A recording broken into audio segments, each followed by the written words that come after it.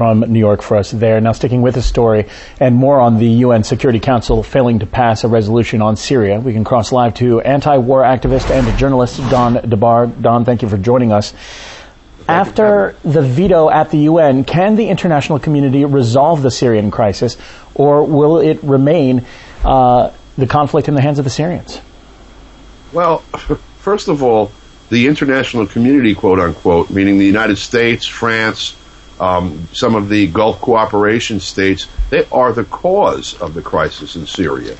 The crisis is an armed rebellion, not of the people, but of very small groups that are very well armed, trained by the United States and by Turkey, with weapons smuggled in through Jordan and through Turkey and earlier through Lebanon. That apparently has stopped by an agreement with the Lebanese government. And, you know, the push here for regime change betrays the nature of this so-called, resistance. The Free Syrian Army, as a matter of fact, even on Al Jazeera today, was reported to attack the Syrian army and kill 10 of their, 10 military people. You cannot have an armed rebellion in a country and turn your back on providing security. Meanwhile, the same players that made up numbers out of thin air about massacre in Libya that turned out to be completely false, from Human Rights Watch to Gulf cooperation states to Western media, are now doing the same thing. They say there were 250 people killed yesterday or in the last 24 hours in homes. And there is absolutely no evidence of this whatsoever, except for reports from Free Syrian Army and quote-unquote rebel spokespeople. So, there's the same scenario that happened in Libya is, attempting to come into being again, and this time Russia and China are not allowing it. Interestingly, after all the mea culpas we heard from President Zuma of South Africa over how he was misled in Libya, South Africa voted again for the U.S.-backed resolution that was fronted by Morocco to allow it. It doesn't say it in so many words, but neither did the resolutions 1970 and 1973. They would basically enable intervention by the West in Syria. Now, continuing up and picking up on what you said about some of these parties being the cause of the conflict right now, Moscow is of the opinion that the Western states have fallen into the habit of using the UN as a tool to bring about regime change.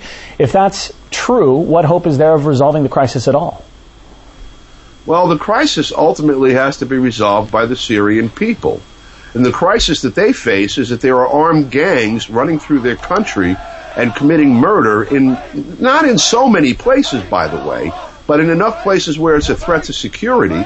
And then there is a massive media blitz on that says that the situation in this part of the country or that part of the country is extremely volatile and there's rebel-held territory and all of these things, and they have no way of verifying any of this, except when you speak to people on the ground, like I spoke, for example, with Lizzie Phelan and with also Mustafa al-Zalzadeh from Iran, both of whom were on the ground in Syria last week and for 2 weeks prior.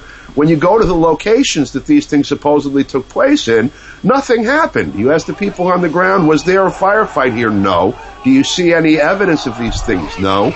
And you look around yourself, and they had video and showed, and it's on the internet, on YouTube, that there was nothing that took place where supposedly these major battles took place. So the people of Syria face essentially the threat of armed gangs killing, and they're doing some killing. Again, they killed 10 soldiers in the last 24 hours, according to Al Jazeera, which is, it is partisan, but it's partisan on the rebel side. But, they have this information war going on against them and the threat of terrorism, and the entire world outside of a few sane players like Russia and China lining up behind this group that is trying to prevent the Syrian government from restoring order. Now, we know why Russia has opposed the move. Why do you suppose China has joined in and opposed the move as well? Well, first of all, the Syria war that the United States would like to have is actually a proxy war with Iran. This is Iran's ally in the region, and Tehran is definitely, it is so obvious at this point, the next destination for this little circus. So China, of course, has people that can read a map from Tripoli to Damascus to Tehran. They see trouble being stirred up in Tibet. They see trouble being stirred up in Russia. This is the embryo, basically, of the things that started out in these other places.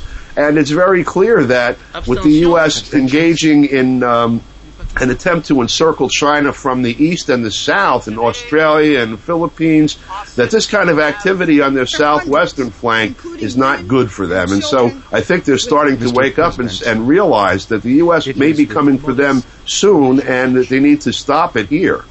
Well, we know China and Russia have used their veto power. What is the next step? Will the UN redraft of the resolution take into account Russia and China's objections, or will we be at a standoff? Well, apparently a standoff at the moment because the amendments were offered by Russia. They were supported by China. And this bloc that the United States has assembled from Portugal to France to South Africa, again, I don't understand Zuma still, how he's getting away with that. But this whole alliance that they put together, a 13-member alliance on the Security Council, already refused the amendments offered by Russia. And so Russia can keep offering the amendments, and I hope that Russia does keep offering the amendments. But the people that live in these other countries need to start paying attention to this, because these are the early stages of a potentially very wide-ranging war there, at least with Iran after Syria, and perhaps with Russia and China. And that's not going to be good for anyone except the very few wealthy weapons makers and people at the pinnacle of power in the West. All right. Always a pleasure to talk to you and hear your take on these types of situations. Anti-war activist and journalist Don DeBar, thanks for being with us.